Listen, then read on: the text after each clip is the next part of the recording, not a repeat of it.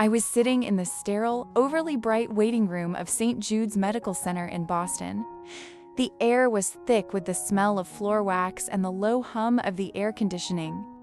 I was 63 years old, and my life had become a quiet routine of small joys and old memories. I was flipping through a tattered magazine, but my eyes were just sliding over the glossy pages.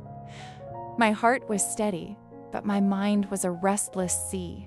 At my age, you think you've buried all your ghosts. I was wrong. The past was about to walk through the automatic doors. The doors hissed open with a sharp, mechanical sound. A wave of chaos followed.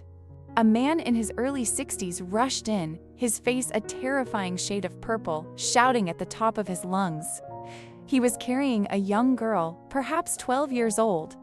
She was deathly pale, her head lolling against his shoulder. "Do you know who I am?" the man bellowed at the young nurse behind the desk. "Get me the best doctor in this building right now.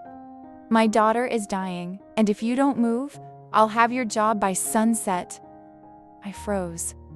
That voice. It had been nearly 20 years since I last heard it, but that sharp, demanding tone, the tone of a man who believed the world was his personal property, still made my stomach churn with a cold, familiar nausea. I slowly lifted my gaze, my heart hammering against my ribs. I locked eyes with Roger, my ex-husband. He had aged. His hair was now a calculated silver, and he wore a suit that probably cost more than my apartment. But the raw arrogance in his eyes remained untouched by time. He stopped mid-shout. He looked at me, then at my simple store-brand clothes, and a cruel, mocking smirk twisted his lips. Even in a family emergency, his instinct for cruelty was faster than his worry. "Sarah?"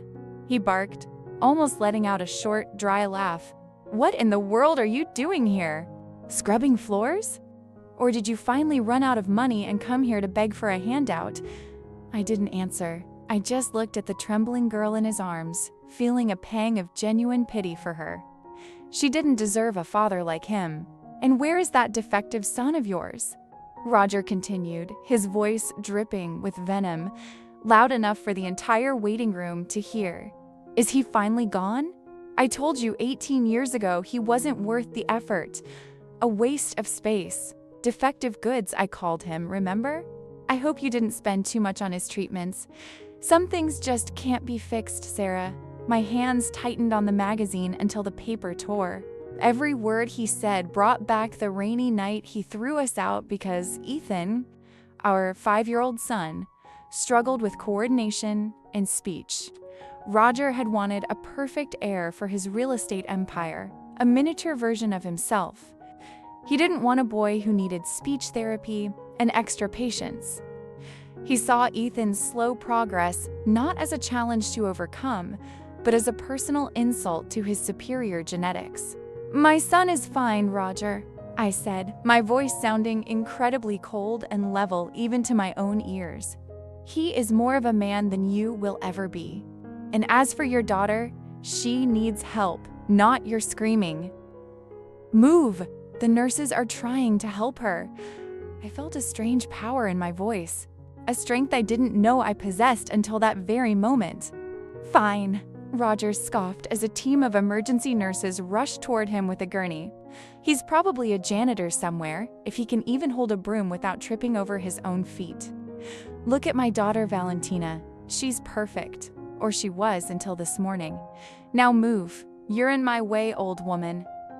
He shoved past me, his expensive cologne leaving a bitter trail in the air as he followed the gurney. He didn't know where he was. He didn't realize we were in the most prestigious surgical wing in the country.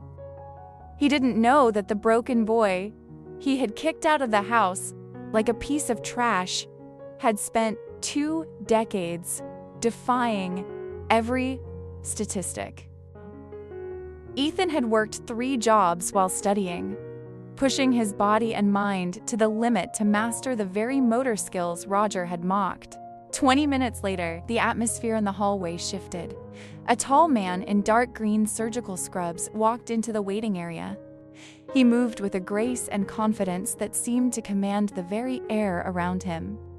His shoulders were broad, and his hands, those clumsy hands Roger used to scream at, were now recognized as the most precise surgical instruments in the state.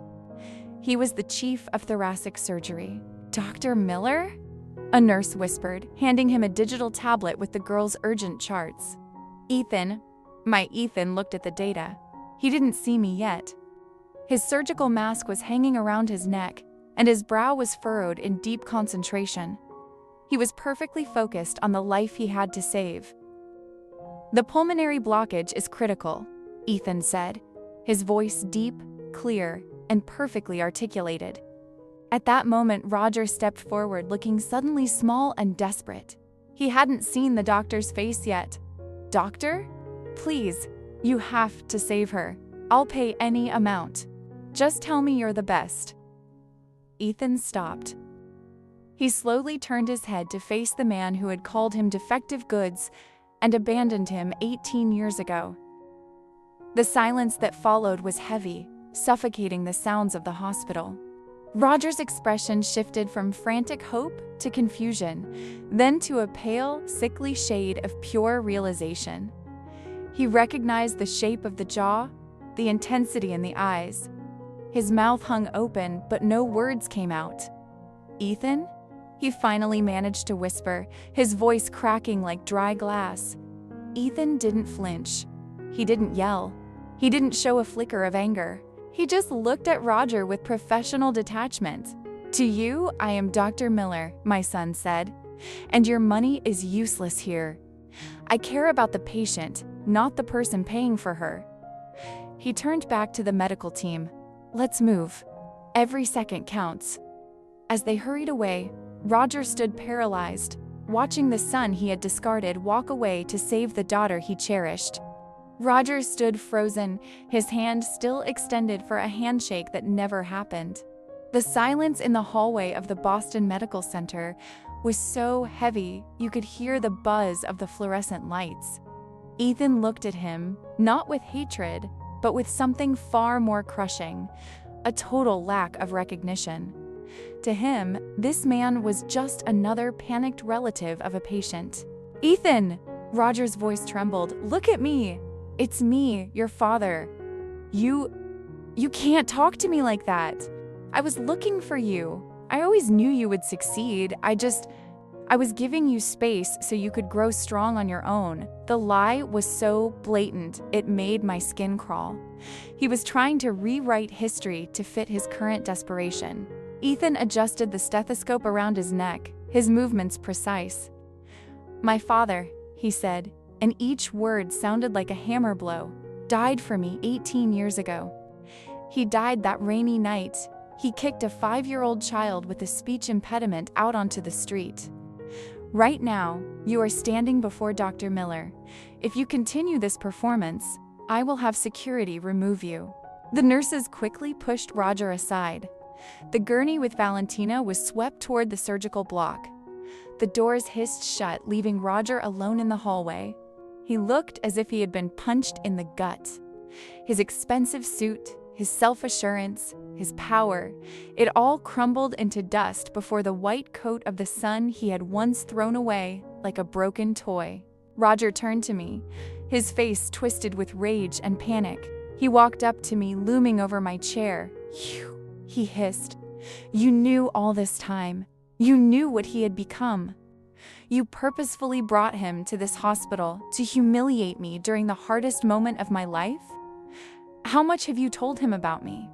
You poisoned his mind." I stood up slowly, looking him straight in the eyes. I wasn't afraid of him anymore. "I told him nothing, Roger. He didn't need my words. He only needed to remember the cold of that night and how I worked 3 jobs to pay for his school. He made himself this way. And you have no idea how pathetic you are. You came here demanding the best doctor, and God heard you. He gave you the very one you called defective." Roger suddenly changed tactics. He realized aggression wouldn't work. A fawning expression appeared in his eyes. "Sarah, listen to me. We are adults. Yes, I made a mistake. I was young. The company board was pressuring me. My father demanded perfection. I was wrong. Now Valentina's life is on the line. She is innocent. Talk to him. Tell him I'll compensate for everything. Compensate, I laughed bitterly. And how much is 18 years of a missing father worth, Roger? In what currency do you plan to pay? He didn't have an answer. He only had more promises of money, as if the world was a vending machine where you could buy forgiveness if you put in enough coins. I'll buy him a clinic, Roger began to gesture wildly. I'll invest millions in his research. I'll make him the most influential doctor in the world. Just tell him to save her. Tell him I'll recognize him. I'll hold a press conference. I'll declare him my sole heir. Sarah, this is a chance for him. He was still trying to trade, even now. I looked at him with endless exhaustion. He will give his all, Roger, but not for your millions and not for your recognition. He will do it because he is a doctor, because he is a human with a heart full of compassion, something you never had. He doesn't need your inheritance. He has something greater, a clear conscience and the respect of people. 4 hours passed. Time in the hospital hallway became a slow torture. Roger couldn't sit still. He kept pacing, looking through the small window of the surgical doors, trying to catch passing orderlies. His phone was ringing constantly, but he ignored it. His new life and his young wife seemed like ghosts now. The only reality was his son's hands holding his daughter's heart. Finally, the light above the door went out. Ethan stepped out first. He looked deathly tired, his shoulders sagging slightly under the weight of responsibility. He was removing his rubber gloves when Roger literally jumped at him. Well, what about her? Why are you silent? Roger grabbed Ethan by the sleeve of his coat. Ethan firmly freed his arm. The surgery was difficult. The clot was critically close to the artery. But we made it in time. Valentina is alive. She is being moved to intensive care now. The next 48 hours will be decisive. He spoke with a professional tone that left no room for father-son bonding. Roger collapsed to his knees in the middle of the hallway, covering his face. He sobbed loudly, theatrically, drawing everyone's attention. Thank you, son. I knew you could do it. I always believed in you. Do you hear? I never doubted. It was a pathetic sight. A man trying to claim a victory he had no part in. Ethan looked down at him. His gaze held no joy of victory over an enemy. There was only deep, endless disappointment. Don't lie to yourself, Mr. Roger. You only believed in your money. And do not call me son. That is a right you have to earn, and you lost it forever. He turned to the nurse and began giving post-op instructions. Just then, a young woman dressed in the latest fashion arrived with frightened eyes, Roger's new wife. She looked at her sobbing husband, at me, and at Ethan in his blood-stained scrubs. Roger? What's happening? Who are these people? Why are you on your knees? She looked confused and suspicious of the whole scene. Roger stood up, wiping his eyes with a silk handkerchief. He looked at his wife, then at Ethan. I saw the gears turning in his head. He was still trying to save face. This is just the hospital staff, dear. The lead surgeon. He saved our girl. We were just discussing the details. Come, we need to sign the paperwork. He didn't even glance at me as he led his wife away. He was ashamed to acknowledge us even now. Ethan watched them go, his jaw tightened. He said nothing, but I knew. Roger had made his final mistake. He thought the story ended with saving his daughter. He didn't know his past sins were already knocking at his golden office door. The next 3 days at Boston Medical Center were like a long watch in a war zone. Valentina was in intensive care, surrounded by monitors. Ethan visited her every 2 hours, checking the vitals himself. I saw him looking at this girl with professional care, but also with a quiet sadness. She was his blood sister, but a total stranger in life. Roger appeared in the hospital in bursts. He tried to avoid eye contact with me, but his presence was felt by the trail of expensive perfume and his irritated voice in the hallways. However, his arrogance began to crack. I noticed him nervously checking his phone, his hands shaking as he adjusted his tie. His empire was clearly springing a leak. On the fourth day, Ethan joined me in the cafeteria. His face was pale. He silently placed a tablet before me with a news feed open. The headline screamed, "The crash of Roger assets. Thousands of investors left with nothing. For years." Roger had built a financial pyramid. Now, it was all collapsing. "That's not all, Mom," Ethan said quietly. "My friend in the legal department confirmed. The police are already here. They are waiting for him to leave his daughter's room. He is being charged with large-scale fraud and money laundering. He's facing more years than he'll likely live to see." At that moment, the cafeteria doors burst open. Roger practically fell inside. He looked pathetic. His perfect jacket was wrinkled, his eyes red from lack of sleep and terror. He rushed to our table. "Sarah, Ethan, you have to help me. Those bloodhounds, they're downstairs. They want my house, my accounts. They say I'm a thief." Ethan slowly sipped his coffee, eyes fixed on the man who once called him a mistake. "Isn't it true, Roger?" he asked calmly. "You always took what didn't belong to you. You took the best years of my mother's life. You took my father away. You took the hopes of your investors. Why are you surprised that the bill has come due?" "Shut up!" Roger slammed his fist on the table. "You're my son. You have a name. You have connections. In this city, they worship you. One call to the mayor's office, one word in my defense. Tell them I'm a good citizen. Ethan, I'll give you everything. I'll sign over the remaining assets they haven't found yet." I looked at Roger and saw a man who had reached the edge of the abyss without ever understanding honor. "You're asking your son to commit perjury?" I asked. "You're asking Ethan to risk his reputation as a great surgeon for your skin? After you were too ashamed to introduce him to your new wife 3 days ago?" Roger froze. In his gaze, a flash of old hatred appeared, but fear of prison quickly extinguished it. "Sarah, I was stressed. I'll fix everything." "Ethan, listen. If I go to jail, it's a stain on your biography. Son of a fraud, that's a headline for the tabloids. Is that what you want? Help me get out of this and we'll leave for Europe." Ethan stood up slowly. He seemed massive compared to the slouching Roger. "Do you know what's interesting, Roger?" he said in a low, terrifyingly calm voice. "When I was little, you said I was defective goods who only ruined your perfect world. Now your world is in pieces, and you're asking for help from the defective boy. Ethan, I beg you." Roger reached out to grab his son's hand, but Ethan stepped back. "Justice isn't revenge, Roger. It's just the natural outcome of your decisions. The officers are already here. Be a man for once in your life and accept the consequences." He gestured toward the entrance where the police appeared. 3 men in suits entered the cafeteria. One approached our table and showed a badge. "Roger Miller? We have a warrant for your arrest. Come with us." Roger gripped the table, his face deathly pale. He looked at Ethan with such a plea that for a second I felt sorry for him, the way one pities a crushed insect.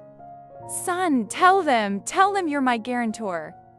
You're a doctor. You can say I'm sick, that I can't go to jail." Roger was hysterical now. Ethan looked at the investigator, then at his father. "I am a doctor, and I confirm that Mr. Rogers' health allows him to be in custody. Officers, do your job." As Roger was led through the hospital lobby, he screamed. He wailed, cursing us and the whole world. People turned around, filming it on their phones. All his Polish was gone in a second. He was leaving in handcuffs, while behind him stood his son, the man he tried to destroy, who now simply let justice be done. Later that evening, Ethan and I stood by the large window of his office. "Are you okay?" I asked, touching his hand. Yes, Mom, I'm just thinking about Valentina. She's all alone now. Roger is in jail. His wife fled. A child shouldn't pay for the father's sins. I realized then that my son's heart was bigger than I imagined. After Roger's arrest, his life fell apart like a house of cards. Boston's newspapers were full of headlines about the real estate empire's collapse. His young wife didn't wait for the trial. She took her jewelry, emptied the home's safe of cash, and disappeared at Logan Airport without even asking about her daughter's condition.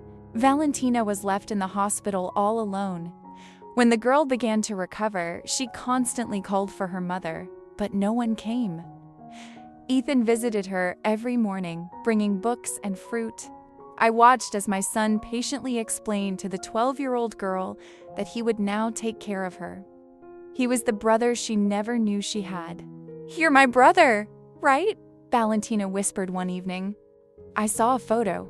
I'd always hid it in the desk drawer. Ethan squeezed her small hand with his strong surgeon's hands. "Yes, I'm your brother. And now you're not alone." We decided instantly we couldn't leave her to the foster care system. Ethan arranged for temporary guardianship. Roger's trial lasted nearly a year. He was found guilty on all counts. 11 years in high-security prison was the sentence. He sent Ethan one letter from jail. He didn't ask for forgiveness. He demanded that Ethan sell his shares and hire lawyers for an appeal, threatening to curse his name. Ethan folded the letter and threw it in the fireplace. 2 years passed. The wounds Roger inflicted were gradually healing. The highlight for us was Ethan's wedding. He chose Emma, a wonderful pediatrician who loved him for his quiet strength. On the wedding day, our garden was flooded with sunlight. It was a beautiful ceremony, but the most touching moment was during the vows. Ethan stood at the altar, tall and stately. He had no father to support him, but he didn't need one. Before putting the ring on his bride, he turned to me.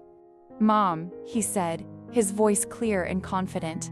"Everyone speaks of my success as a doctor, but my main success is you. You saw a miracle in me when the world said I was defective. You taught me that the only real disability is a heart that knows no love. Thank you for believing in me when I had no voice." There wasn't a single person in the audience who wasn't wiping away tears. Valentina, now a blooming teenager, stood by as a bridesmaid. She calls Ethan big brother with a pride Roger could never buy. We built our lives on the ruins Roger left behind, and this life turned out to be much stronger than any skyscraper he ever built. Roger Miller passed away in prison 3.5 years after his arrest. There was no one at his funeral but a social worker. We didn't celebrate, but we didn't mourn either. Life simply put everything in place. The defective boy became a pillar for hundreds of people he saved, while the perfect businessman remained only a line in a crime chronicle. Today, looking at my son, I know for sure, every trial was worth it. We didn't just survive, we won by keeping the most valuable thing, the ability to love and forgive.